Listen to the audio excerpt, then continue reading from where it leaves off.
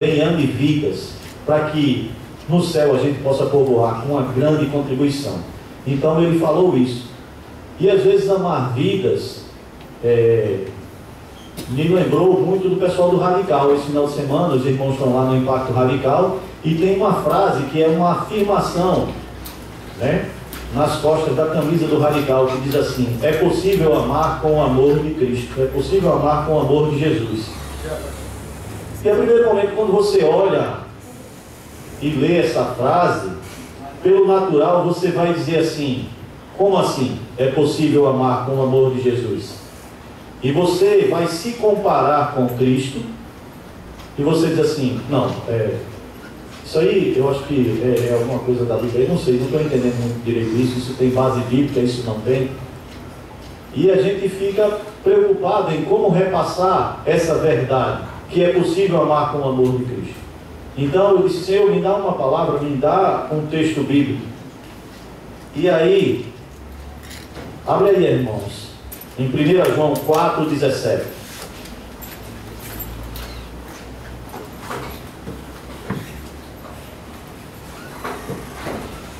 1 João 4,17.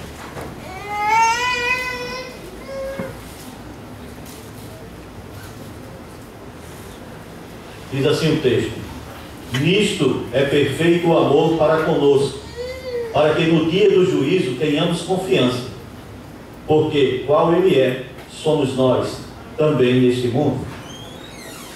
Eu disse: agora eu fiquei nervoso de novo, porque como é essa história aí? Será que eu entendi bem? Qual ele é, somos nós também neste mundo. E aí eu digo: Pai, tem que ter revelação, tem que ter inspiração para eu poder conseguir repassar isso, porque a gente precisa se identificar com Cristo para entender que a gente verdadeiramente pode amar com o amor dele. Amém? Amados, vamos orar mais uma vez. Fechamos nossos olhos. Pai, glorificado e exaltado seja o teu nome, Senhor. Pai, nos colocamos aqui, ó Pai, como vasos de barro, Senhor Deus, como diz lá em 2 Coríntios 4,7.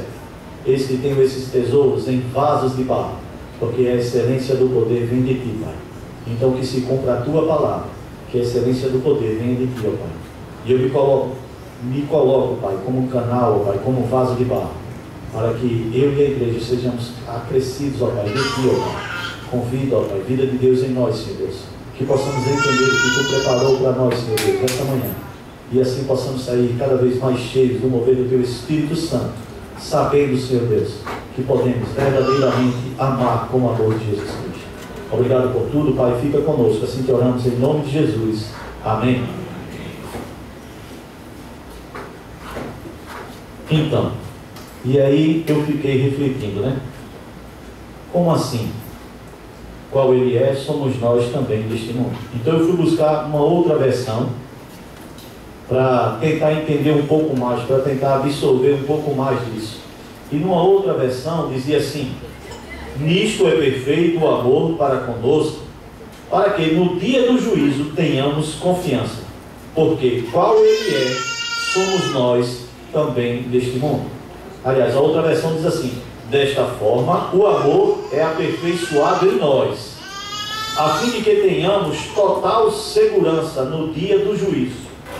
Pois assim como ele é, nós semelhantemente somos neste mundo. E aqui o verbo ele não está dizendo assim que a gente vai ser. Ele disse que a gente é. Qual Cristo é, nós somos. Diz: Pai, eu preciso de um pouco mais de palavra para a gente ir esmiuçando. Então, amados, vamos lá vamos ver mais um pouquinho da palavra. Vamos lá em 2 Coríntios 5, de 14 a 21. E eu quero que vocês fiquem despreocupados da hora, mas fiquem atentos, porque às vezes eu falo muito rápido e às vezes falo muito. Então, preste atenção para não perder o que o Papai do Céu preparou. Amém? 2 Coríntios 5, de 14 a 21.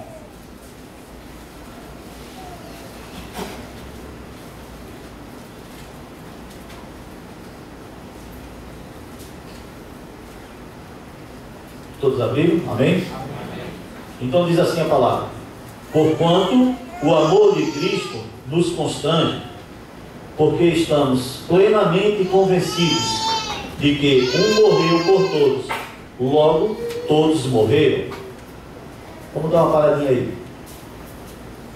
Já está me dando já está clareando um pouco o entendimento de que em Cristo eu sou como Ele é. Porque se o pecado entrou por Cristo, ele foi eliminado.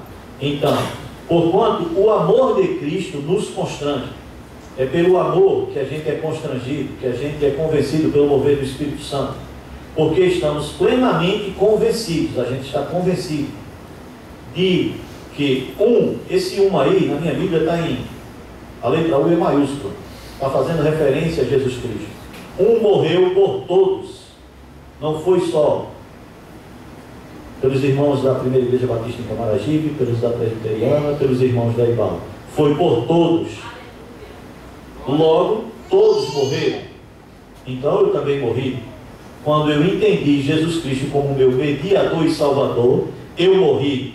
Então eu passei a não mais existir. Amém? Então a gente vai construindo o que o texto está falando lá, tá certo? Vamos lá para o versículo 15. E ele morreu por todos. Diga aí, amados, repete comigo. E ele morreu por todos. Foi por todos.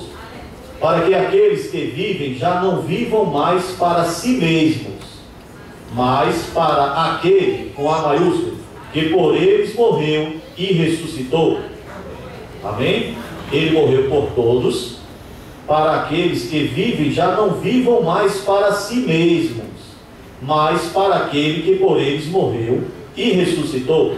Então a gente morreu, a gente não vive mais para nós, a gente vive a vida de Cristo em nós, a gente vive para Ele.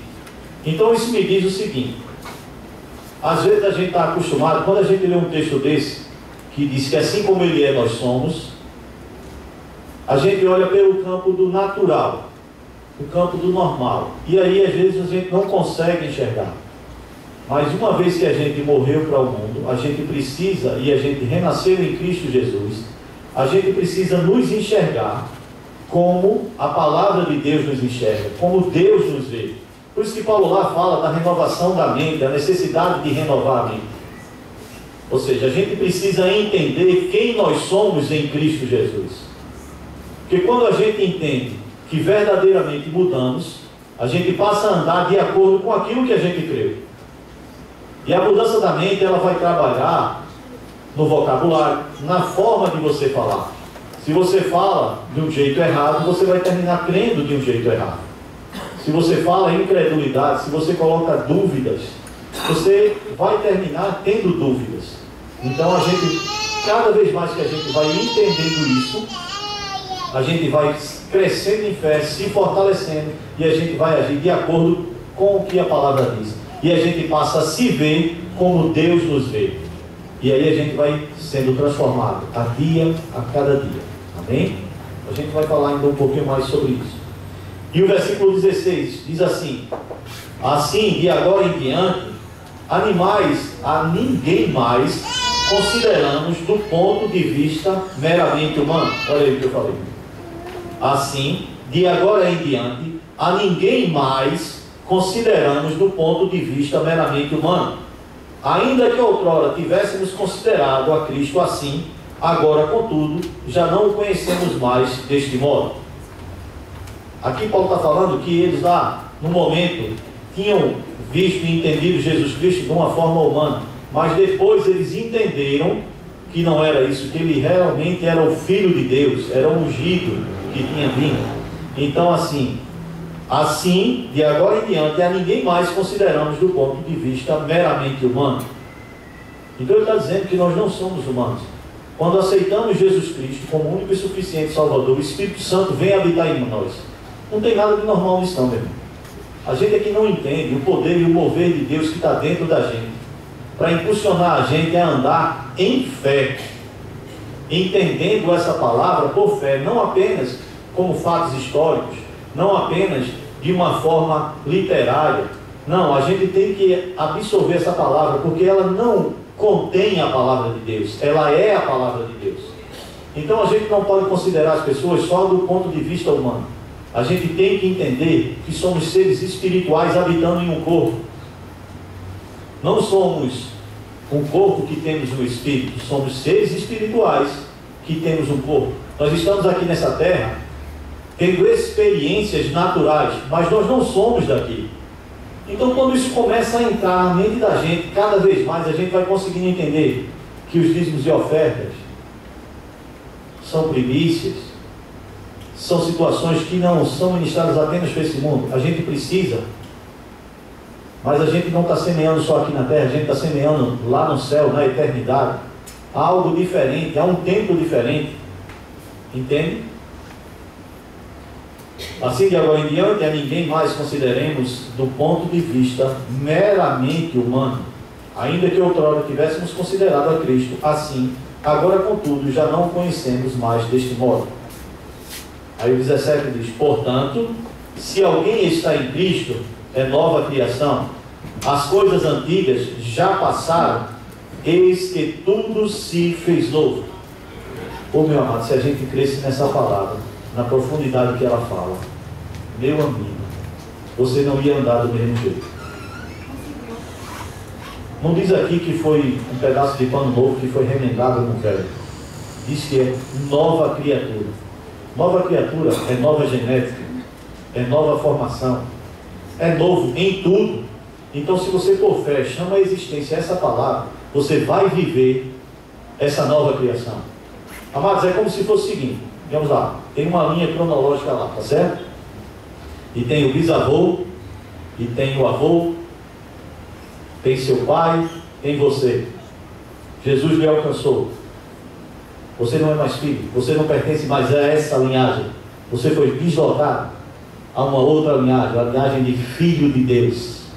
Nova criação, nova genética, tudo novo. Você consegue entender? Você vinha num caminho, seguindo pelo natural, de uma família, e vem avô, pai e você. Mas aí você encontrou Jesus Cristo. Você foi salvo e alcançado pela graça de Jesus. Então você foi transportado de um canto para outro. Você não está mais nessa linhagem. E aquela herança natural não pode mais te alcançar, se você vive e entende essa palavra. Agora, sabe uma coisa, irmãos? Jesus disse assim, ó: nem só de pão vive o homem, mas de toda a palavra que sai da boca de Deus. Ele não tirou o pão. A gente está nesse mundo e está sujeito a algumas situações desse mundo. Mas se você não começa a analisar e entender as coisas do modo espiritual, vai ser muito mais difícil você viver vencendo as dificuldades nesse mundo. Porque ele disse: olha, eu oro, Pai, não para que os tires desse mundo. Não é verdade? É diferente. Ele não quer tirar a gente agora do mundo. Ele quer que a gente tenha essas experiências naturais. Mas a gente tem que ter essas experiências naturais olhando no espiritual. Amém? Deixa eu ver meu roteiro aqui para ver se eu não me perdi. Bom, eu queria que a gente ratificasse esse entendimento, abrindo lá em Colossenses 1:13, para a gente entender essa nova criação. Colossenses, capítulo 1, versículo 13.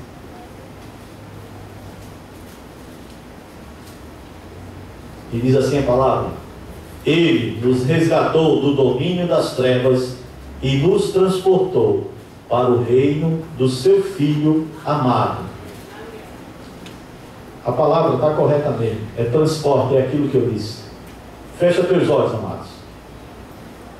Se imagina agora, lá na tua casa. Você está lá, sentado lá na sua cama. E aí você foi transportado. Você passou, saiu de lá e voltou agora aqui para a igreja. Abre os teus olhos, amados. Isso, transportado. Eu não estou mais no lugar que eu estava, eu estou em outro lugar. Eu fiz essa analogia porque às vezes a gente não consegue se ver como Deus nos vê. A gente não consegue se enxergar transportado para o reino do Filho do seu amor. o reino do Filho amado. É preciso entender isso por fé. Você não vive mais, amados, sobre o curso deste mundo. Não. Você não vive mais pelas circunstâncias desse mundo. Sabe o que é o normal para você, meu amado? Não, Ferreira, é viver o sobrenatural. O sobrenatural é o dia a dia seu. E talvez você esteja dizendo assim: Alexandre, talvez você não esteja passando pelo que eu estou passando, as dificuldades, que de repente a crise está aí impondo. A gente não nega a crise, a gente sabe que ela existe, mas essa palavra ela é mais forte que a crise. E ela diz que eu vou prosperar, que eu vou crescer. E essa palavra, às vezes, prosperar, parece trazer um impacto assim, já vem teoria da prosperidade, tudo. E as pessoas, sabem qual é o sinônimo de prosperidade? É ser bem sucedido. Ainda que a crise esteja, mas em Cristo você vai ser bem sucedido. E assim, embora eu não saiba o que os amados irmãos estejam passando, eu sei o que eu estou passando. E não está sendo fácil. A gente está passando um momento de dificuldade. A gente investiu num novo negócio, mas porque existia uma nota, uma palavra da parte de Deus, que aquele local vai ser bênção de Deus nas nossas vidas. Então a gente crê, amados, e a gente pega isso por fé.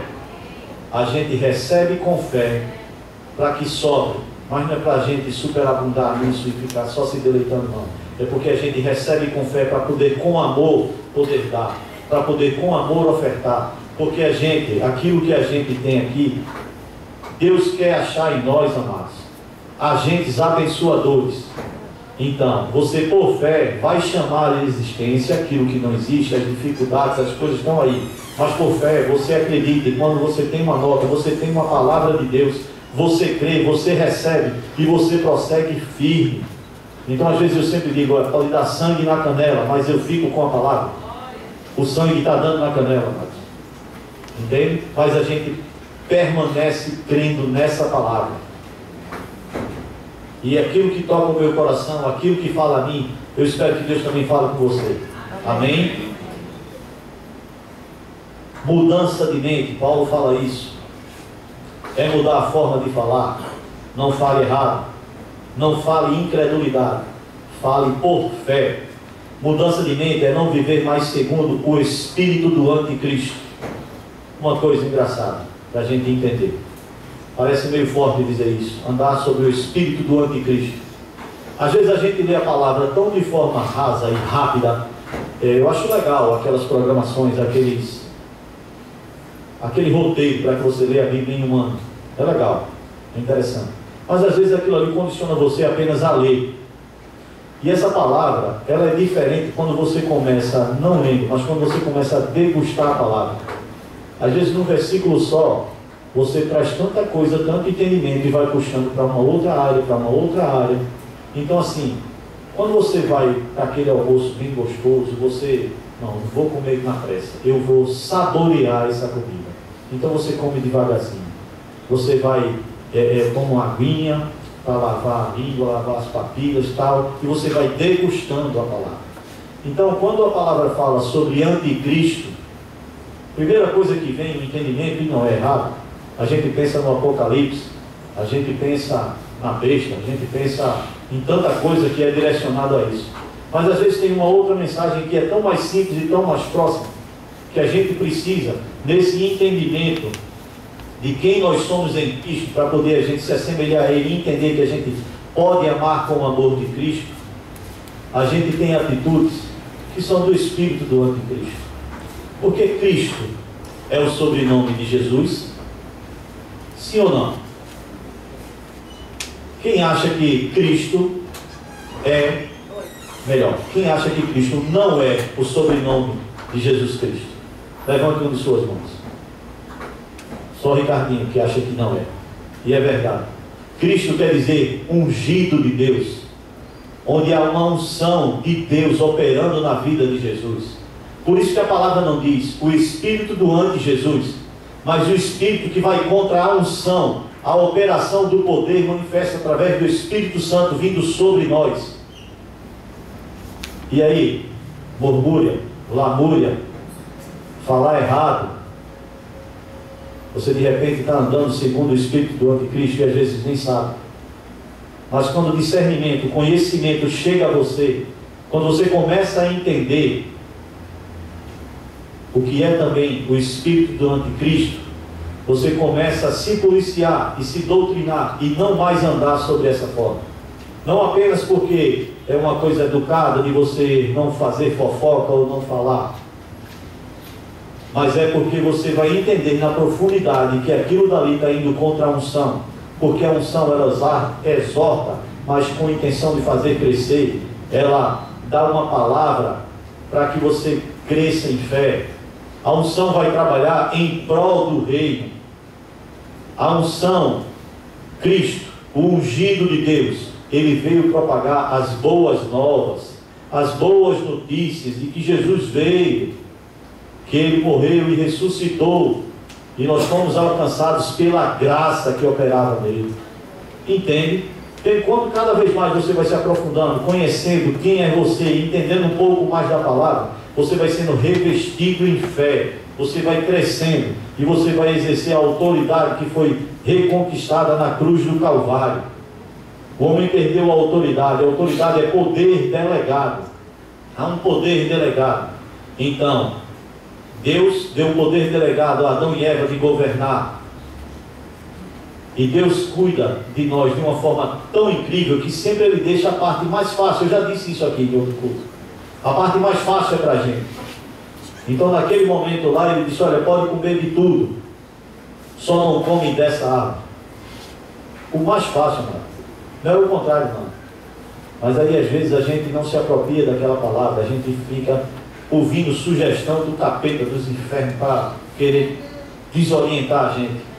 E a gente às vezes vai e cai.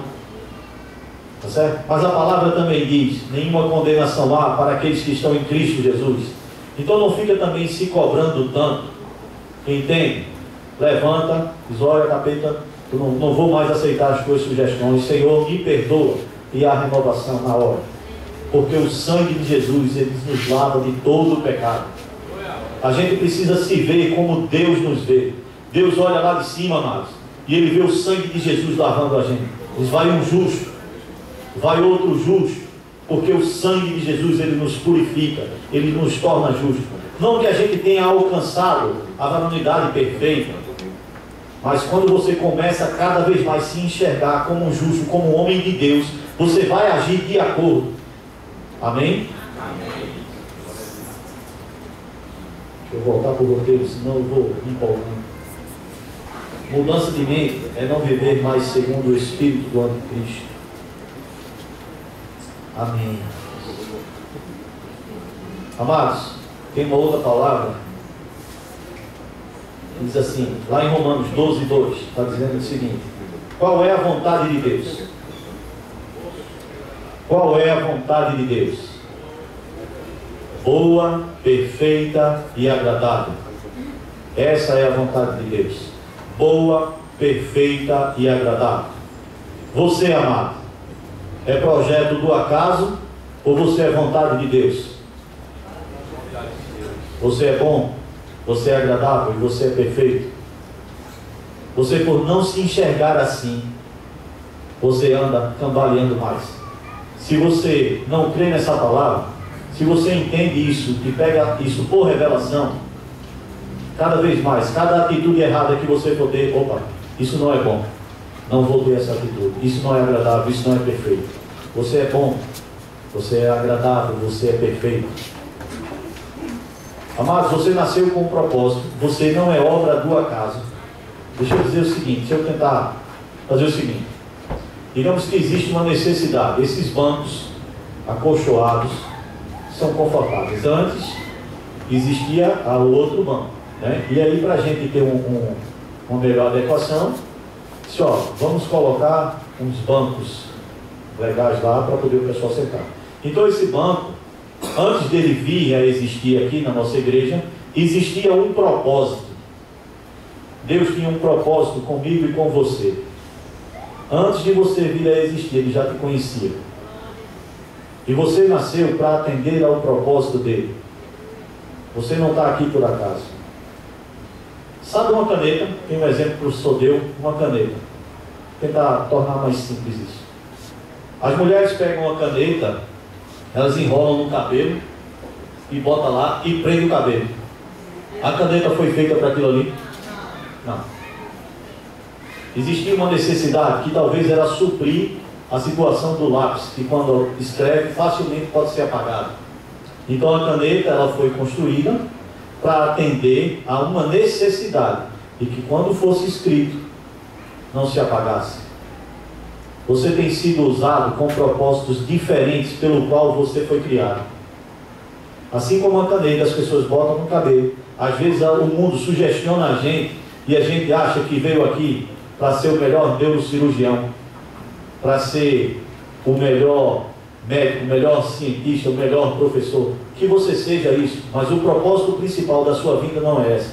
É propagar a palavra de Deus, é levar as boas novas, para que no céu esteja cheio de gente lá, e você tenha contribuído de forma muito forte para isso. Você consegue entender isso? Você não é obra do acaso, amor. Você não é obra do acaso. Você tem que amar vidas. Você tem que pegar essa palavra e entender, porque revelação que está chegando, o Espírito Santo falando com você, isso impulsiona a gente a querer propagar essa palavra, a dizer, para que outras vidas possam ser libertas também. E conhecereis a verdade e ela vos libertará. Entende? Eita, 10 e 10. Deixa eu correr. Você foi criado na imagem e semelhança de Deus. E essa imagem e semelhança de Deus foi restituída em Jesus Cristo. Precisamos nos ver como a palavra nos vê. Em Isaías 53 a palavra diz, você vai encontrar, que Ele levou sobre si todas as nossas enfermidades. O castigo que nos traz a paz estava sobre Ele, sobre as suas pisaduras fomos sarados. Fomos sarados. Às vezes, amados, a gente... Olha, deixa eu dar uma dica aí. Ninguém vem a me pedir oração. Chegar assim, ô meu irmão, ora por mim porque eu estou com um problema sério, eu estou com uma doença aqui que Deus colocou em mim. Eu não vou orar de jeito nenhum. Eu vou contra a vontade de Deus. Eu vou orar contra a vontade de Deus. Deus não vai colocar doença em você. Nem você, nem sua família, nem seus filhos. Então se o cara começa a confessar errado, olha, não foi Deus que colocou isso em mim, não. A gente, por estar nesse mundo, a gente está sujeito às coisas desse mundo. Isso não quer dizer que a gente não venha, porque a gente ainda não alcançou um nível de fé tamanho, que a gente não venha a sofrer as consequências do que está no mundo. Mas Deus, Ele só dá aquilo que Ele tem. A gente só dá aquilo que a gente tem. E o que a gente tem é bom. O que Deus tem é só coisa boa. Então, a gente precisa cada vez mais entender isso. Por que isso, irmão? Para poder você, quando orar com propriedade. Mudança de mente, irmão. Mudança de mente. Entender um pouquinho do caráter de Deus. Eita, vamos voltar lá, né? A gente estava lá em 2 Coríntios. O texto base da gente. A gente parou no 17. E só o 17, essa ideia aí de novo nascimento. Já falei umas 2 páginas aqui. 2 Coríntios 5,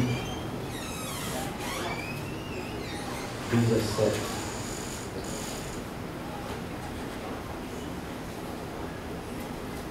E aí, vamos lá para o 18. Tudo isso provém de Deus, que nos reconciliou consigo mesmo por intermédio de Cristo e nos outorgou o ministério da reconciliação. Isso não vem de nós, é dom de Deus. Tudo isso provém de Deus, que nos reconciliou consigo mesmo por intermédio de Jesus Cristo. Não vem das obras, não vem de uma ideia de que Jesus é um irmão maior e a gente precisa se espelhar nele, não. Foi a graça que nos alcançou. Tudo isso vem de Deus. Então não é por merecimento. Entende? E aí ele diz no 19: pois Deus estava em Cristo reconciliando consigo mesmo o mundo, não levando em conta as transgressões dos seres humanos, e nos encarregou da mensagem da reconciliação. No 18, eu vou ler de novo. Tudo isso provém de Deus, que nos reconciliou consigo mesmo, por intermédio de Cristo, e nos outorgou o ministério da reconciliação. Entender quem somos em Cristo, nos ver como a palavra nos vê, é para nos impulsionar nesse mesmo texto a esse ministério da reconciliação, de levar a palavra, de proclamar as boas novas, as boas notícias. A responsabilidade é nossa. Jesus nos outorgou, Deus nos outorgou, nos deu a autoridade para proclamar essa palavra. Então isso tudo que você recebeu, que você faça entender quem você é, não é para você ficar se achando e andando nas nuvens, não. Isso é um revestimento de poder, é uma nova criação para que você proclame essa palavra de reconciliação a outros. Eu não sei quantos conhecem os dons ministeriais, né? A gente aprendeu que é representado pela palma da mão, pelas mãos.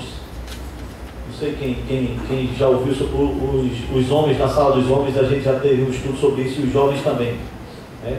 E aqui estão representados 5 dons ministeriais. A gente vai dar só uma palhinha rapidinho para vocês entenderem. Esse dedo aqui é o dom de apóstolo.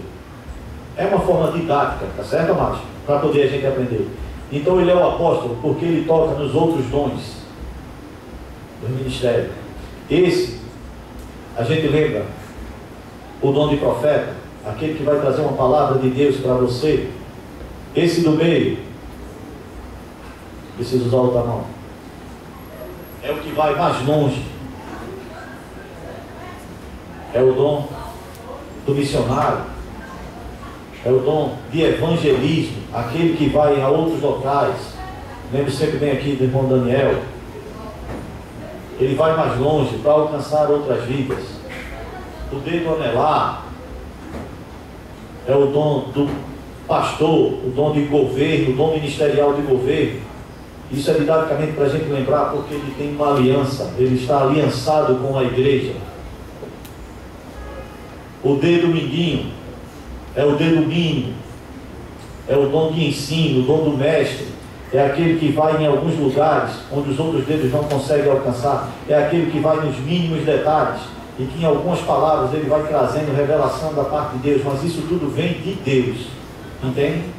E quando você olha os 5 dons ministeriais, você diz assim: eu não estou conseguindo me ver em um desses, eu não consigo me enxergar em um desses. Mas há um dom que todos receberam, há um ministério. E aqui diz: tudo isso provém de Deus, que nos reconciliou consigo mesmo por intermédio de Cristo e nos outorgou o ministério da reconciliação. Ele outorgou a mim e a você. Você tem o ministério da reconciliação. Você precisa ministrar essa palavra para o seu vizinho da esquerda, para o seu vizinho da direita, para o seu amigo da escola, da faculdade, do trabalho. O ministério da reconciliação foi outorgado, a responsabilidade é nossa.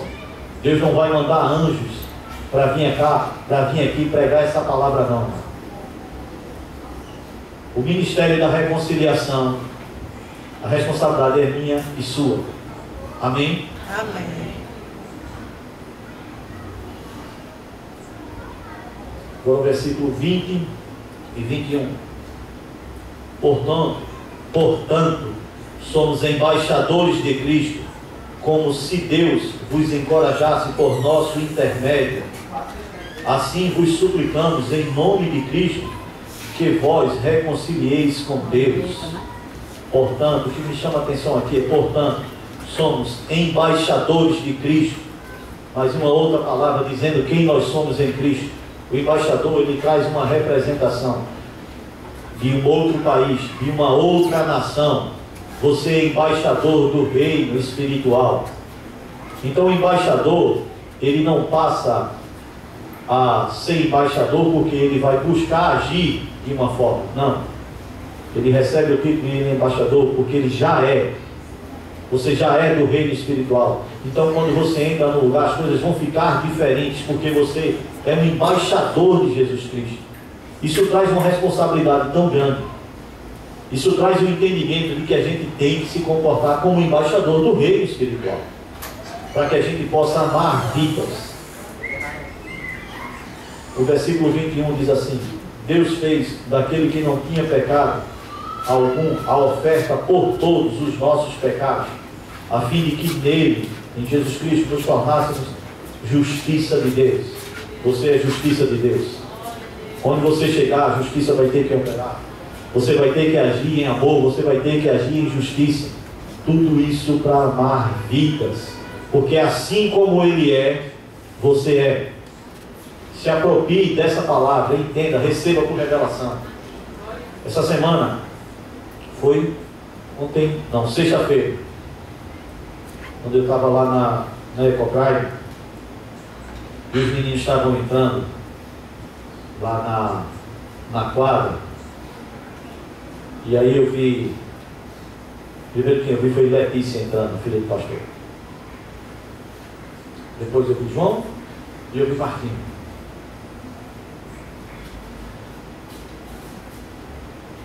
E por amor a essa palavra, nosso pastor deixou os filhos dele aqui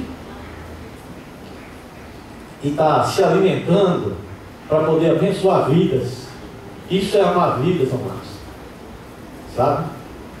E assim, eu converso muito com o Tiago e eu digo: Tiago, não é fácil ser filho de pastor. Quando é que ele volta? Aquele dia 14, né? Sábado, né? Já tem passado o dia das crianças, não é isso?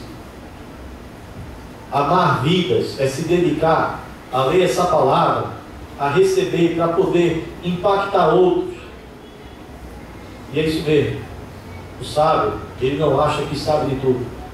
Ser sábio é saber que precisa buscar mais, aprender mais de Deus, a ficar entronizado com Deus, sabe? Eu vejo exemplos de pessoas aqui, e aí eu quero dar esses exemplos, porque hoje a gente leu a quem honra, honra. Há vasos de honra, e aqui a nossa igreja está cheia de vasos de honra. Eu voltando nas segundas-feiras da aula lá do Rema, aí tive que passar na hamburgueria para ver o negócio lá com os funcionários, e quando passei por aqui por volta de 11 e pouco, eu vi a igreja ligada, acesa, o pessoal ali atrás, estudando a palavra. Um vaso de honra, nosso amado irmão Anderson está aqui ministrando uma palavra, o curso sobre o CRAU, gestão financeira. Aí vem ele, vem a Alice, pequenininha, e vieram se prontificando. Isso é amar a palavra, isso é amar vidas, sabe? Eu vejo lá no 80, Bel e toda a equipe lá, irmã Zezé, o pessoal, o trabalho que faz lá, fantástico. Isso é amar vidas. Eu vejo o Micael e a família deles amando vidas. O menino dele, no dia desse, Simeon, sempre muito alegre, e Simeon é muito forte, grandão, aquilo. E um dia Simeon veio para... Ele até nem tem conseguido ir tanto para os PG jovens, por conta da demanda que é tanta. Mas teve um PG jovem que ele veio, e ele estava assim, meio cambaleando. Eu digo: Simeon, está cansado? Aí, o menino corre muito, tio. É punk. É mesmo. Isso é amar vidas, sabe? Eu fico muito feliz. Então, assim, essa palavra, para você entender esses exemplos desses irmãos. Irmão Daniel, como eu já falei também, Anderson, Alex, pastor Júnior Firmino. Olha, os meninos estão do... Quer ver quando o povo chegar hoje de noite?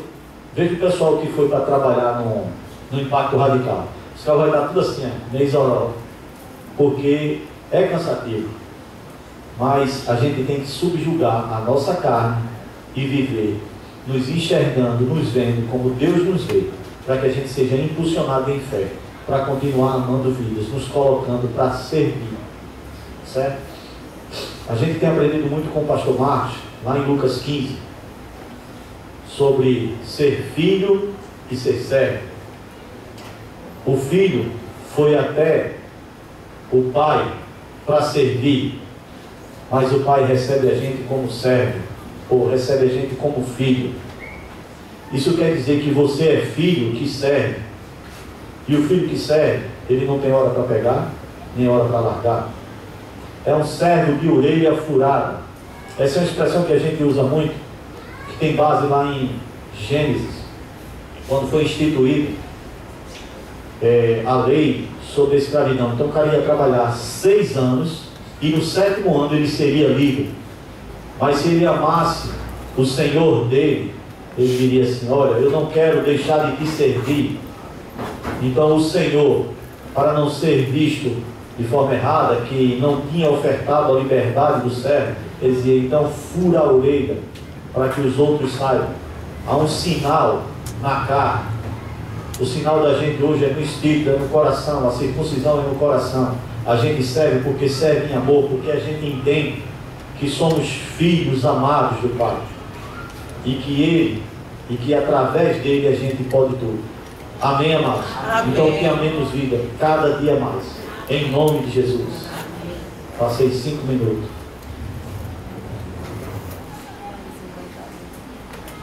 Irmão Daniel, está aí?